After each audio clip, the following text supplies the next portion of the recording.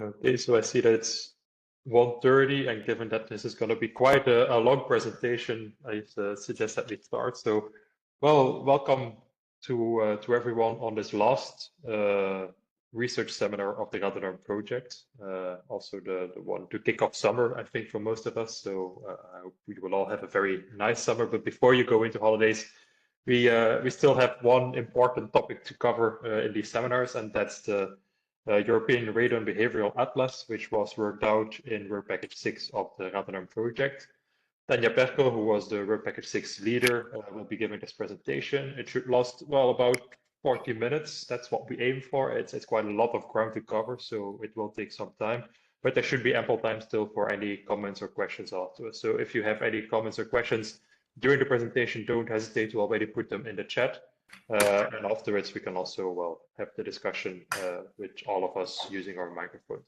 During the meeting, I would like to ask all of you to keep your microphones off so you don't, well, cause any kind of interference, but then afterwards we can have a discussion. So without much further ado, I would like to give the word to Tanja to present us the European Radon Behavioural Atlas. Yes, thank you so much.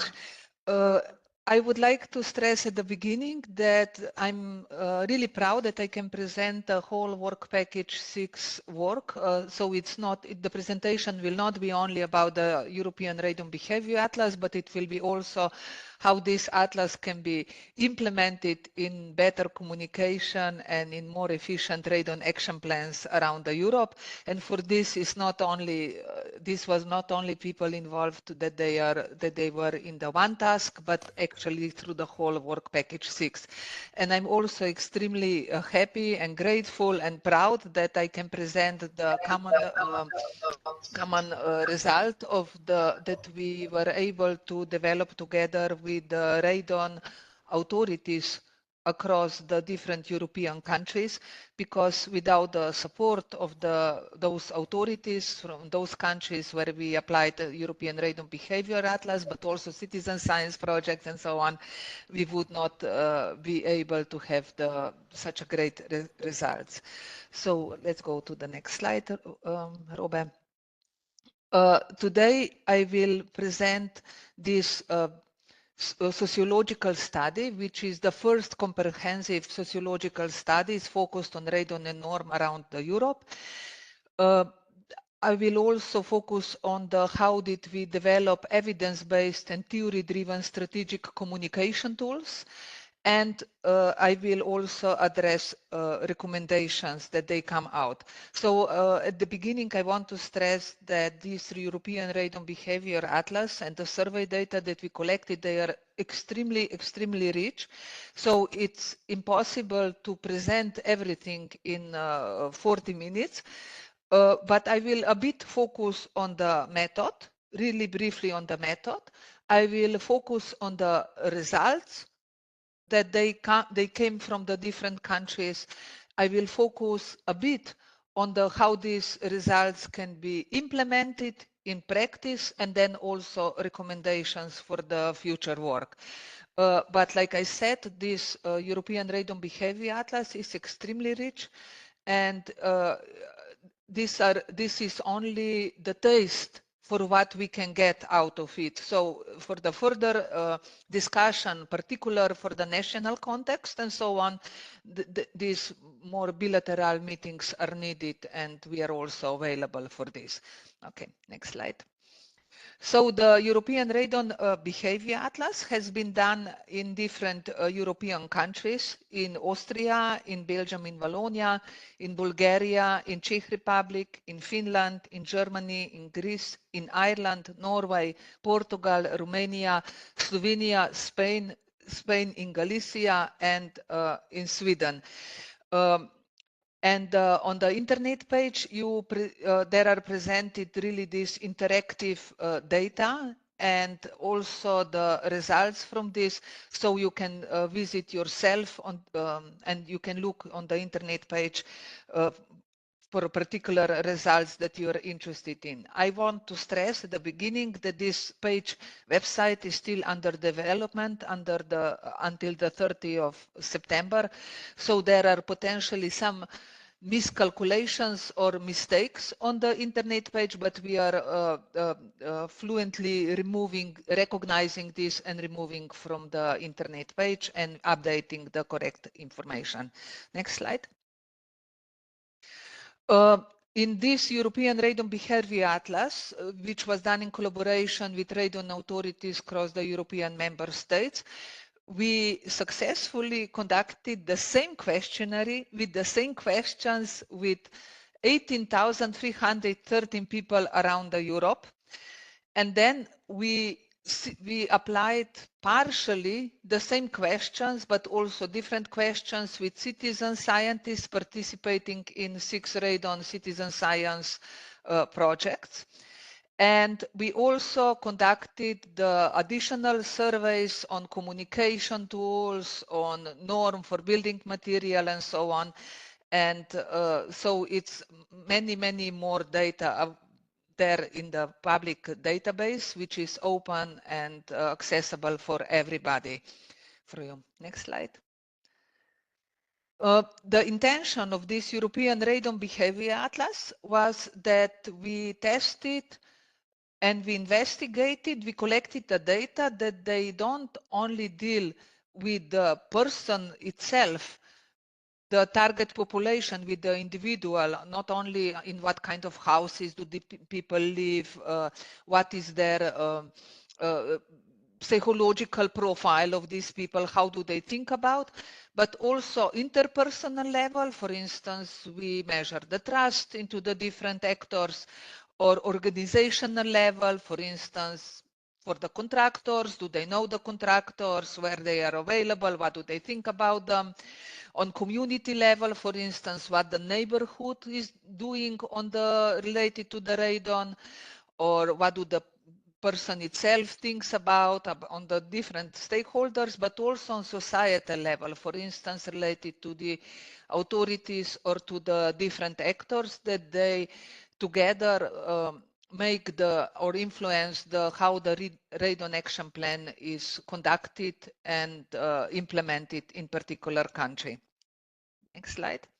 And for this, of course, we needed to measure different things in the population. So we have more than 27 socio-psychological aspects, and all of these socio-psychological aspects, they are grounded in different health protection and risk communication theories, and they were investigated. For instance, we investigated radon protection behavior, intention to protect from radon, for instance, response efficacy, what do they think, whether they are able to remediate or test, what is the risk perception, what is the radon related knowledge, what kind of health effect population recognize, confidence in authorities, general radiation protection knowledge, subjective norms, what do they think that people expect from the people that they will do from the radon, descriptive norms, what do they recognize that the others are doing,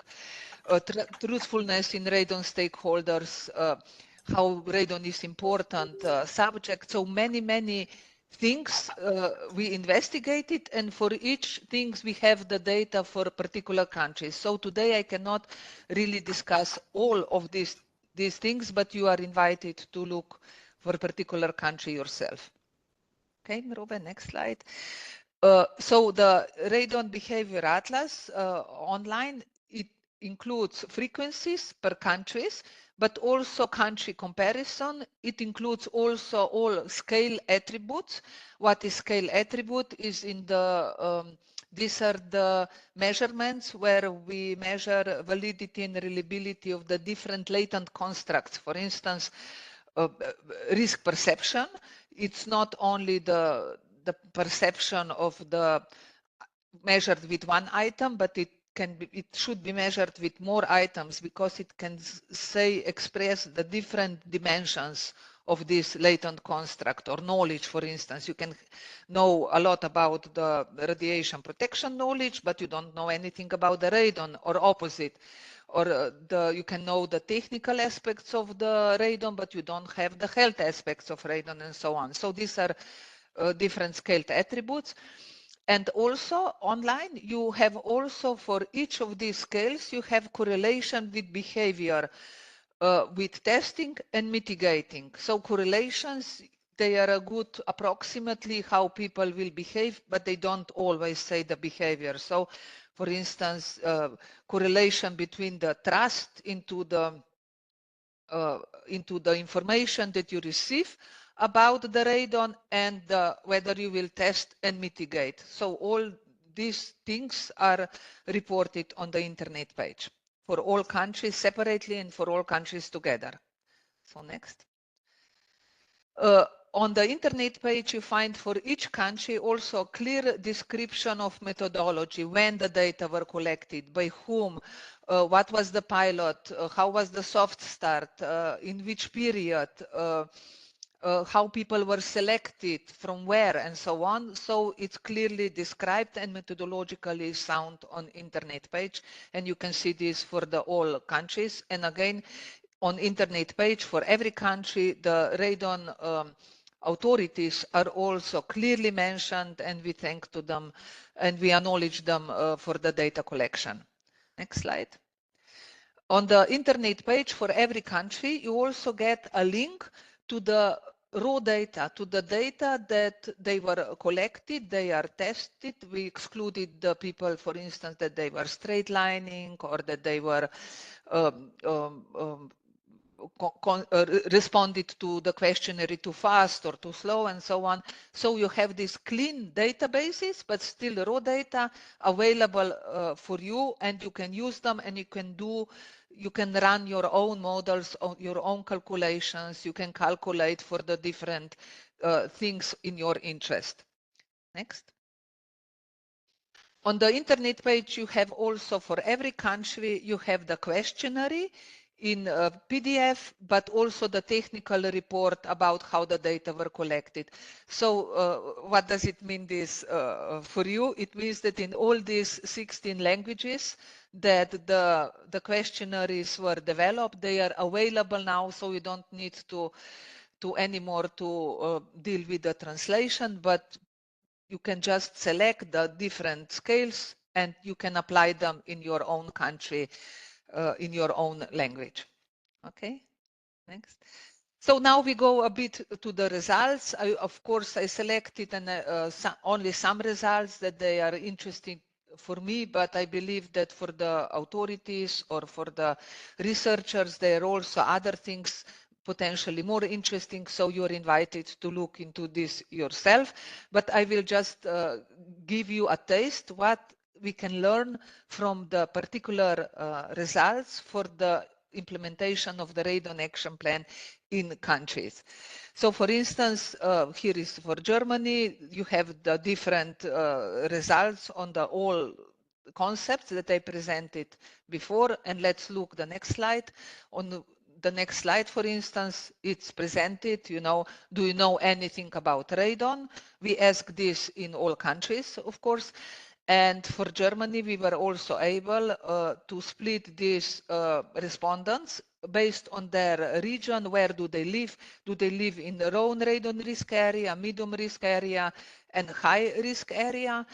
And then we could see how much do these people that they are in direct risk on the radon affect, how much do they know about, how much are they aware about the radon?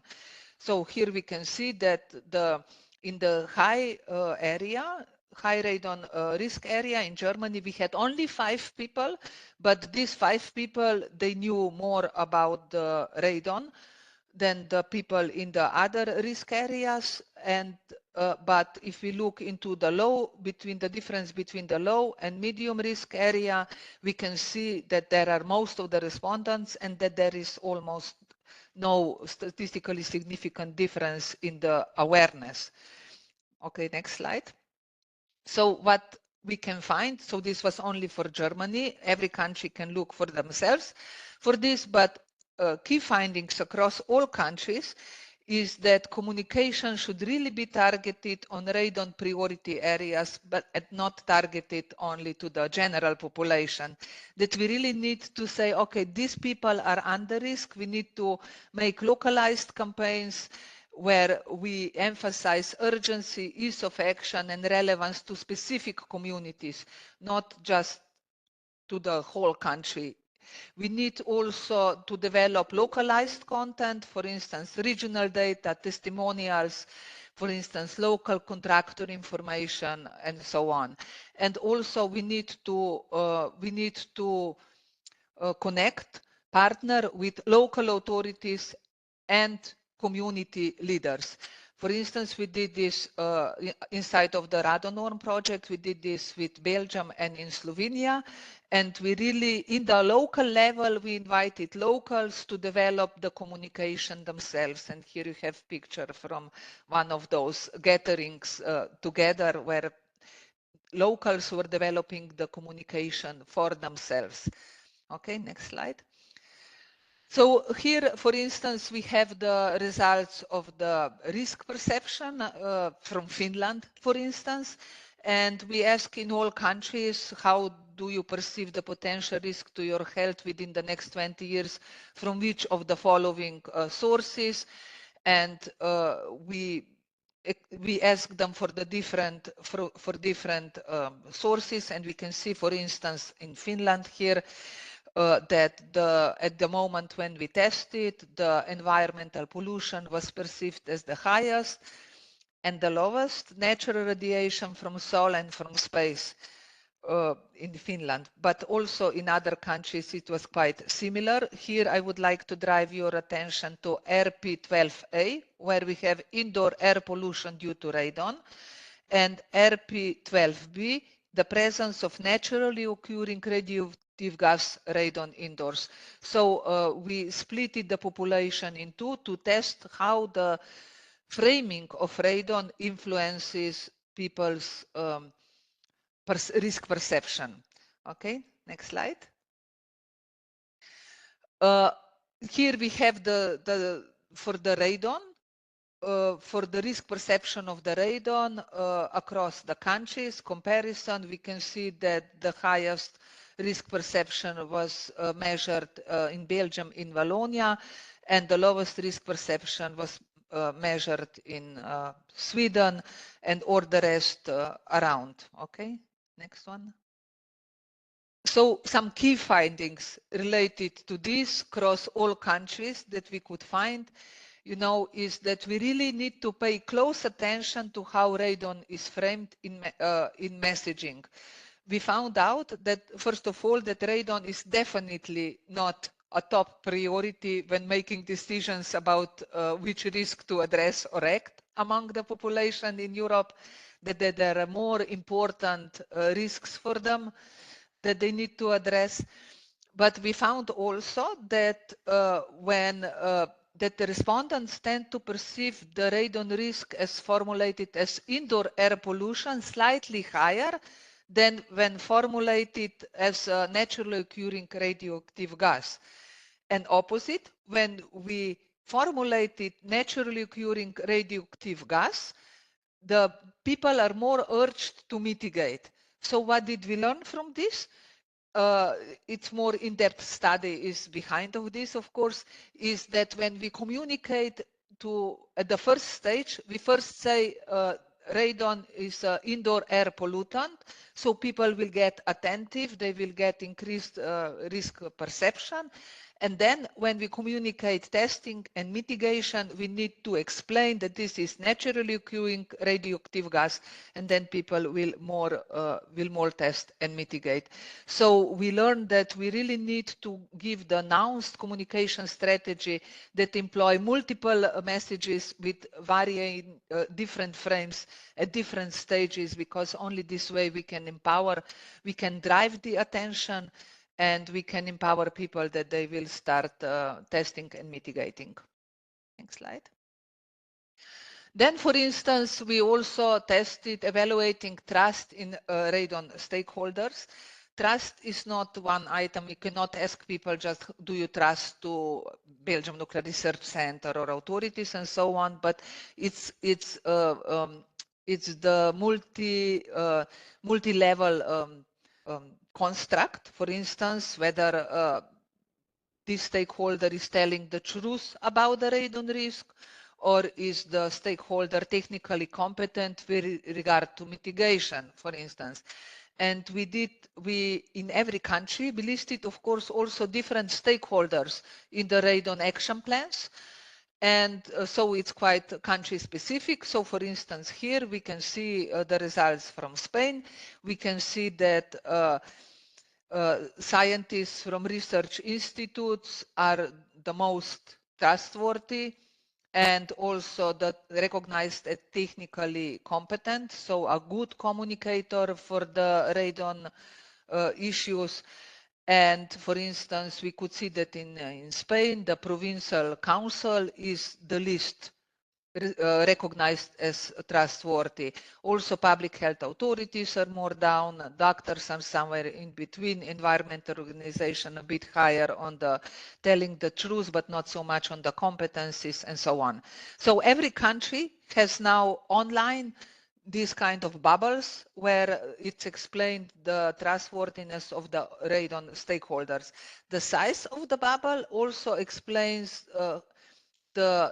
how much people know, are they recognized in the public? Do they know who is public health authority or what is CMAT and so on? So the size of the bubble also explains something.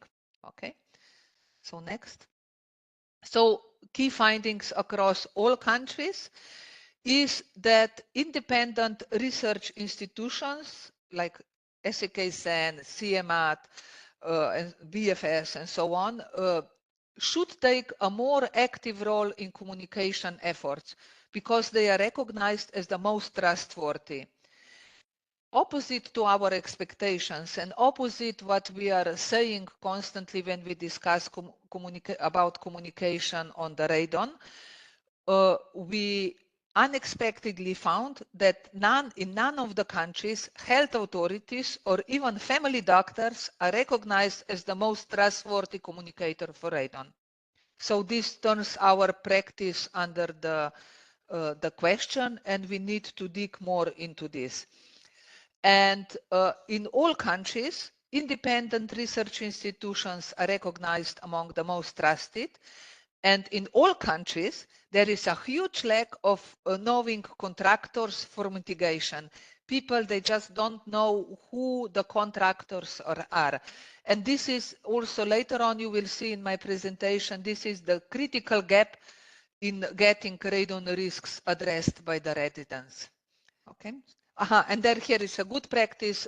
It was a good practice from for instance, from the Ireland, where they publish online their registered radon remediation contractors, and I would really call for all authorities do this, publish this register remediation contractors and publish them online. You can also make such a small disclaimer like EPA, for instance, that you are not responsible for the quality of their work, so that you can protect yourself, but help people to find out the contractors.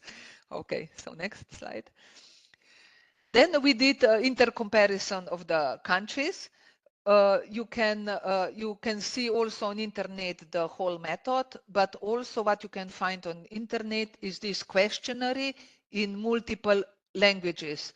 So like I said before, just go to this questionnaire and take out the scales, the items that you want to know and in the language, because we really tested the language from the English to the particular language, and then from this particular language back to English, so that the translation is exactly the same. Okay, so next. So for instance, the results on intercomparisons here is for radon protection behavior presented. We had 250 items in the questionnaire, so all these results are possible to calculate, and some of them are also online. So here was the question: have you or has someone else ever tested your current residence for radon? And orange is, yellow is no, green is yes, and gray is I don't know, no answers. So we can see that in the countries, for instance, that they have a lot of radon, for instance, Finland, Portugal, I don't know, I mean, all those countries where they also have the Radon Action Plan and they have the whole country in the Radon priority area, still the testing has not been done a lot. Next slide. And then salience, for instance, is radon indoor seen as an important topic? Here people are telling us, you know, that radon may be a problem, but I haven't paid much attention to it because there are more important things to deal with it. We can also see that everything what is green, people agree with this. So they say, they recognize that radon is important, but they don't have time to deal with it. So the salience is also one of the important things in the when we are addressing the radon protective measures. Next slide. Then radon knowledge across the countries. We measured this with 13 items. In some countries 11 items. And here you see the map of the number of percentage of the correct answers on these different items. The items, they were, I don't know, the radon causes a headache, I don't know, the measure, the radon can be, the concentration are higher in the attic than in the other floors of the house and so on. Different types of the factual knowledge about the radon. And we can see that the highest knowledge on these items, correct items, is in the Scandinavian countries. And then more south we go, less knowledge we can find in those countries. I also want to stress that this is also important, that it's really important to know that a lot of people actually never heard about radon. So those people, they are also indicated here as they don't know neither radon, that they cannot then correctly respond on these questions. So awareness about the radon, we could see before, it's also not high.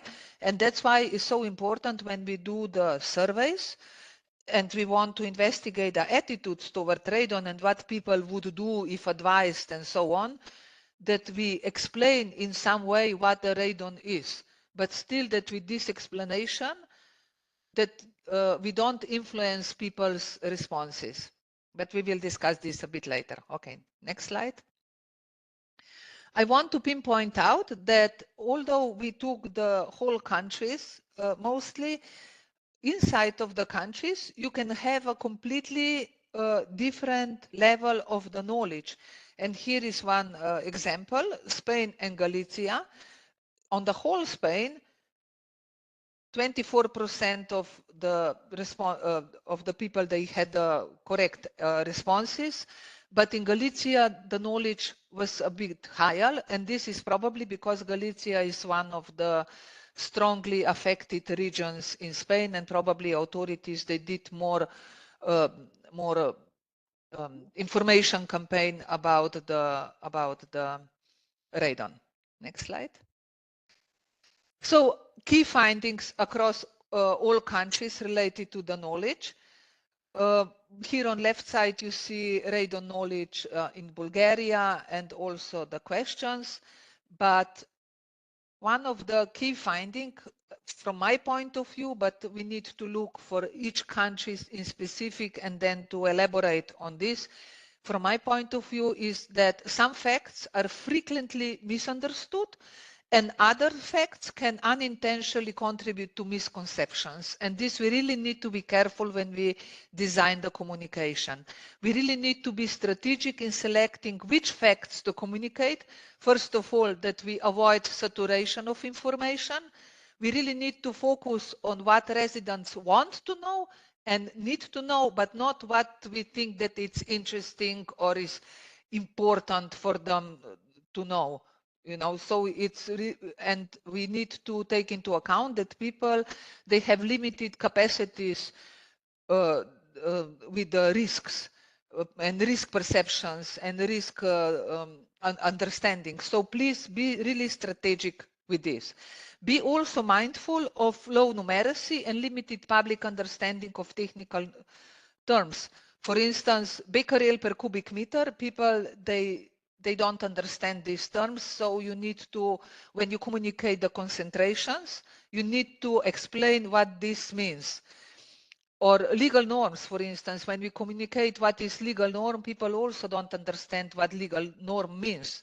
We need to explain this in the more common words. And then to take also into account that these legal norms are different in different countries. But yeah, humans, we are the same and the risk is the same. So we need to take this into account. And then we also need to prioritize correcting common misconceptions. For instance, in all countries, we could see that a lot of people are thinking that radon causes headache. And we really need to start communicating this, we need to start address this misconception. Or also that some facts may be unintentionally lead to misleading conclusions. For instance, we also know this from the further studies, that when we communicate synergy effect of smoking and radon, then no smokers, people that they don't smoke, we say, okay, then it doesn't, then it's not my care. I'm not smoker, so I'm okay, I'm safe. You know, so we really need to be careful about these things. Or for instance, when we say that is second cause of lung cancer, in some countries is the other air quality second cause of lung cancer. So we really need to be aware of these things. Or when we say that the second, when we communicate lung cancer, first of all, we know now from the RadoNorm that it's not only lung cancer, and we need to avoid this, that we pinpoint constantly only lung cancer, because also other effects are proven from our epidemiological studies. But also for those people that they don't know anybody in their vicinity that that person had a lung cancer, or that in their local community somebody had a lung cancer and so on, they will not then take the radon risk seriously. So we need to be really careful that with the risk communication we don't do more harm than good. Okay, next slide. And then also key finding across all countries related to this, that the large proportion of the population really encounters challenges in both testing for and mitigation for radon. For instance, we had a question, I guess I could easily obtain personal advice from a local expert on how to control the radon concentration in my home. And everything what is yellow and orange and gray, it's really bad for us. So it means that all these people, they don't know who they can contact to measure the concentration. So actually we need to communicate these things, and not only what the radon is, you know, not second lung cancer. Okay, so next slide. So again, key findings across all countries is that we should focus on the process of testing and mitigating, and not only on the radon facts. Because we know that intention to test and mitigate is greatly predicted by perceived ease. This underscores really the importance when we communicate, that we emphasize the simplicity and manageability of radon-related actions, what people can do and how they can do. Next slide. So for instance, how you can do this, how can we address ease in communication? Definitely reduce complexity in communication to make action feel easier. So develop clear step-by-step guides, develop infographics, develop short videos, communicate where can people easily find a trusted radon mitigation contractor. Really remove the barriers of uncertainties that people have with the contractors as well and with the process itself. Then communicate what practical support is available to make radon mitigation easier. For instance, what kind of financial incentives are available, what kind of governmental resources are available. You can develop hotline and so on. Really make available practical support that people will be guided from the all steps that they need to do, you know, that they need to get aware of the radon, where they can get tests, how they can order it, how they can make it, and so on. And how can we show that taking action is quick, affordable, and worth it? You know, really use visual messages, testimonials, before and after stories. And for instance, are there do-it-yourself tools or kits for radon testing, you know?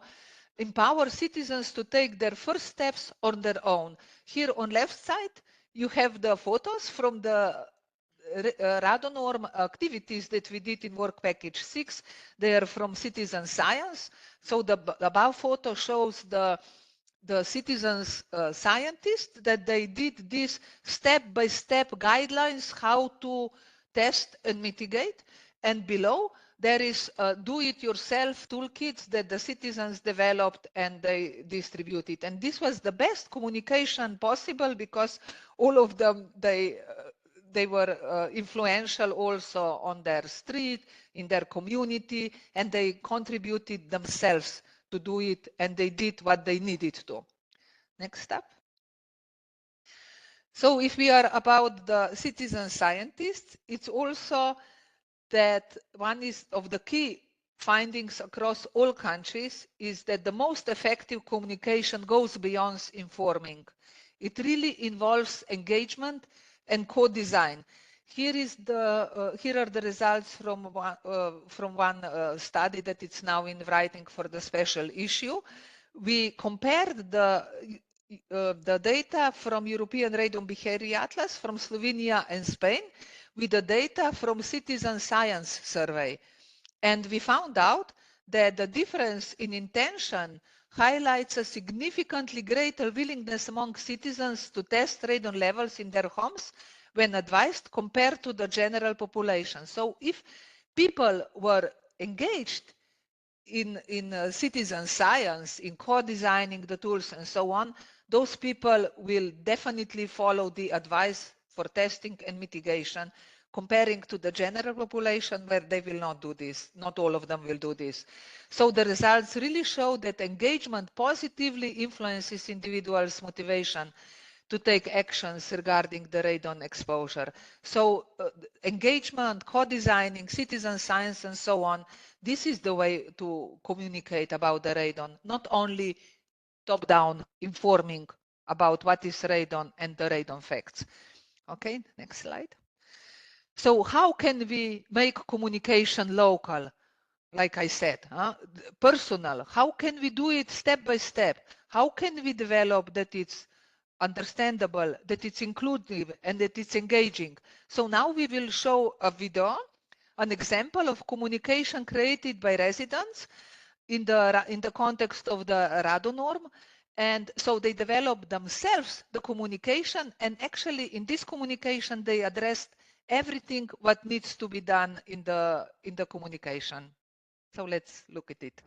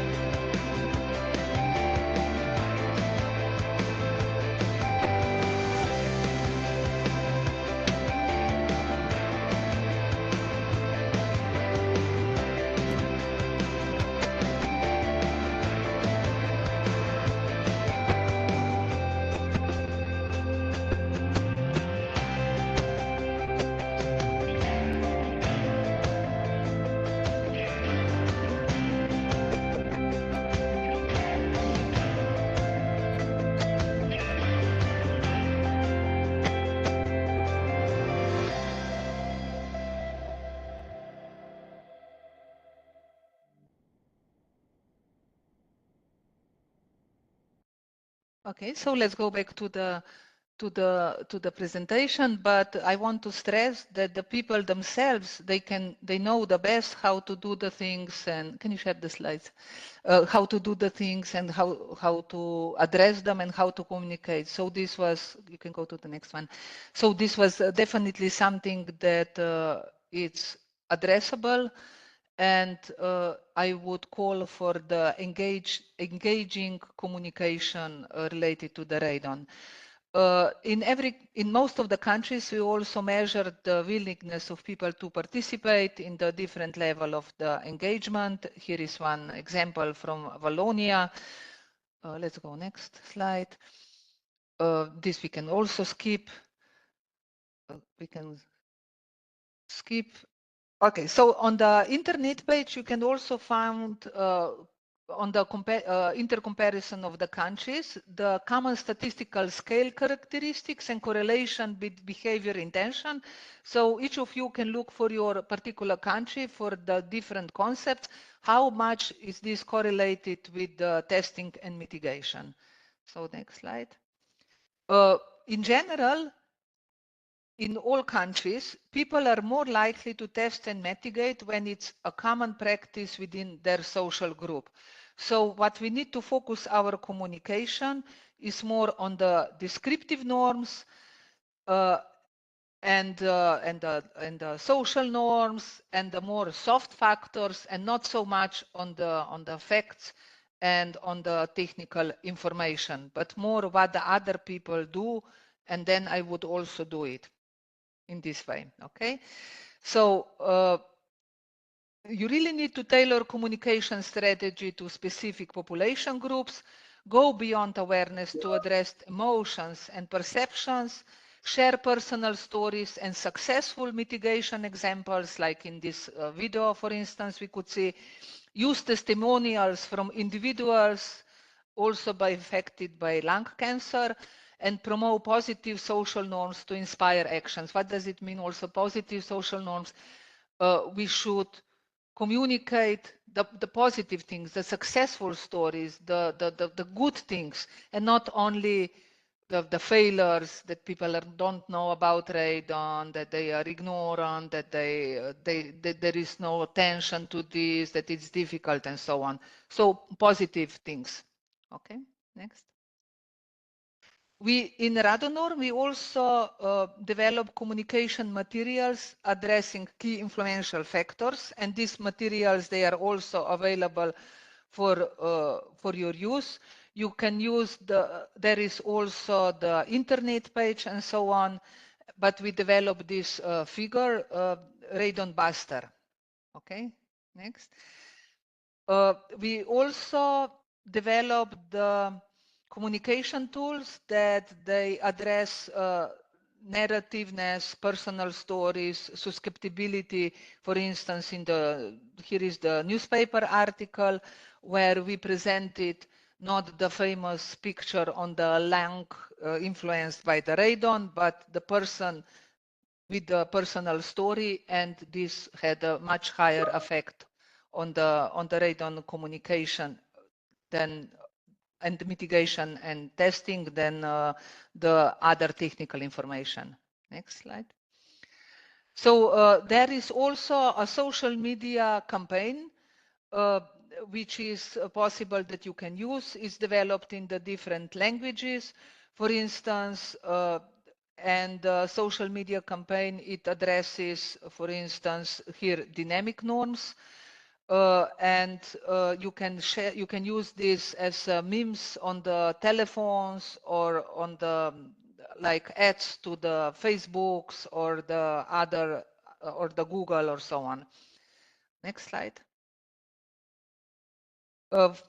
For instance, we developed also the tools that they are a bit with humor, but still they drive the attention, so people get attentive to the radon, and then you can go with the next thing that you provide them with more information about the radon, where to get the contractors, how to do the things, and so on.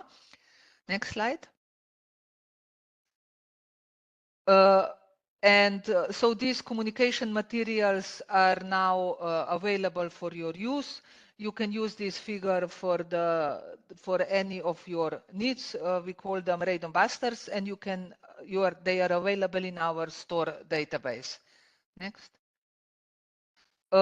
It's also a full deliver milestone available how to implement the communication in Radon Action Plans. Recommendations for the large-scale implementation of communication tools. About how much does it cost, for instance, how to select the agency that they will push this kind of information on the mobile phones, on the Facebooks, on the tweets, and so on. It's about how long it should be, how you follow the effectiveness, how do you measure these things, and so on. So please download these recommendations and you can learn how to implement these things. Next. And how to implement a survey, it's also available online. We had a special dedicated 5 days long course because to develop a survey and to implement it and so on, you need a lot of scientific knowledge as well. And you can download these presentations and you can inform about yourself. But like I said, this survey that we implemented is already a good start. Don't change the things there if they are not explicitly needed, because every word is highly tested. It's thoroughly thought about why is there, and what we also know why and what do we measure. It's validated and it's reliable. Next. So recommendations: utilize the European Radon Behavioural Atlas as modular questionnaire. It's possible to use the flexibility. For instance, if you look into your country, if your country was already one of those countries where we did it, look into the most influential scales and if you want to have differences in this, for instance, if you see that your residents, they didn't know the contractors enough, and then you implemented communication campaign and you put the names of the contractors on your internet page, then in the next survey include this question too in the survey. But if you didn't do anything, don't include this question, because there is really a high burden on the respondents if the questionnaire is too long. Maybe focus more on the, I don't know, on the questions where they would like to have the information about radon, and then you implement this. So use these things really smart. Ensure proper respondent sampling. It's really important that you sample correctly. Like this is the same when you measure the radon, you also you select where you will measure this. It's the same as with the public surveys. Try to do the random selection, try to do the not convenient samples, try to do the representative for the gender, age, level of urbanization, and so on, education. Then measure latent constructs with multiple items, avoid unnecessary changes, focus really on the concepts that they drive the human behavior, not just those on your personal interests. That something is interesting, it's not a valid justification why you have it in the survey. Also assemble a multidisciplinary team for comprehensive survey development and also the analysis. You need social scientists, you need technical expertise, you need epidemiologists, you need a doctor, and so on, that you can develop these things, but also that you can understand what this data means. RadoNorm database in store really support with essential documents for field company selection, item formulation, how do you do the questionnaire, how do you analyze it, and so on. And I would really call that you leave results interpretation to qualified social scientists for accurate insights. It's not only to interpret whether the glass is half empty or half full, but it's also important to interpret how did you collect this content in the glass, and so on. I mean, there are a lot of things. So next slide. To conclude, I would really say that with this European Radon Behavioural Atlas, we really made end of the assumptions, and that we will provide a great instrument to the behavior and communication experts. We will inform radon authorities on how implement evidence and science-based radon protection policy, and consequently decrease number of lung cancers. You know, also communication tools are theory-based, field-tested, and strategically refined.